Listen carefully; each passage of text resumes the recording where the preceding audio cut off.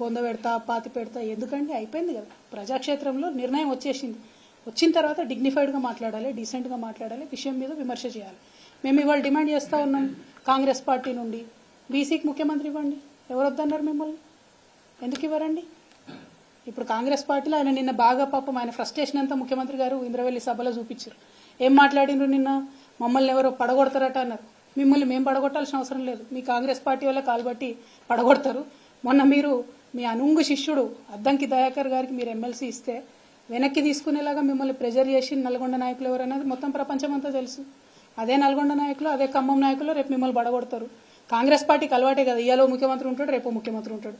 మాకు అవసరం లేదు. ప్రజలు మమ్మల్ని ప్రతిపక్షంలో ఉండమన్నారు, ప్రతిపక్షంలో ఉంటాం. నిరంతరం వాళ్ళకి గుర్తు చేస్తుంటాం మీరు చేయాల్సిన పని ఏందని. ముఖ్యమంత్రి ఎవరు ఉంటారు అన్నది మాకెందుకంటే. చేయమంటావు వద్దంట. పార్టీ ఎట్లా డిసైడ్ చేస్తే అట్లా ఫాలో అవుతాం. అంటే మా సొంత నిర్ణయాలు ఉండేవి కదా బ్రదర్. మా పార్టీ కొంచెం డిసిప్లిన్ ఉంటుంది, కాంగ్రెస్ పార్టీ లెక్క కాదు కదా. మేమే ప్రకటించుకోం కదా. సాఫ్ట్ హిందుత్వ కానీ లేకపోతే పూలే విగ్రహం అంతా కూడా పార్టీకి కొంత ఇబ్బందికరంగా మాట్లాడాలనిపిస్తుంది. టికెట్ ఇచ్చే పరిస్థితి ఉందా అంటారా? మిమ్మల్ని పరిశీలన తీసుకుంటారా? ఏదంటారా నుంచి పోటీ చేయడానికి మీరు ఆసక్తిగా ఉన్నారన్న ఒక చర్చ కూడా.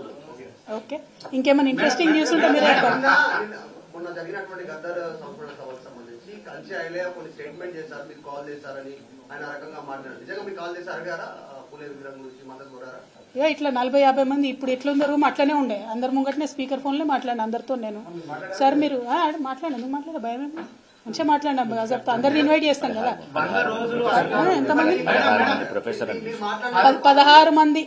16 మంది ప్రొఫెసర్లని ఫోన్ చేసి ఇన్వైట్ చేసి అందరినీ మర్యాదపూర్వకంగా ఇన్వైట్ చేసినాం. అందులో మమ్మల్ని క్రిటిసైజ్ చేసిన వాళ్ళని కూడా ఇన్వైట్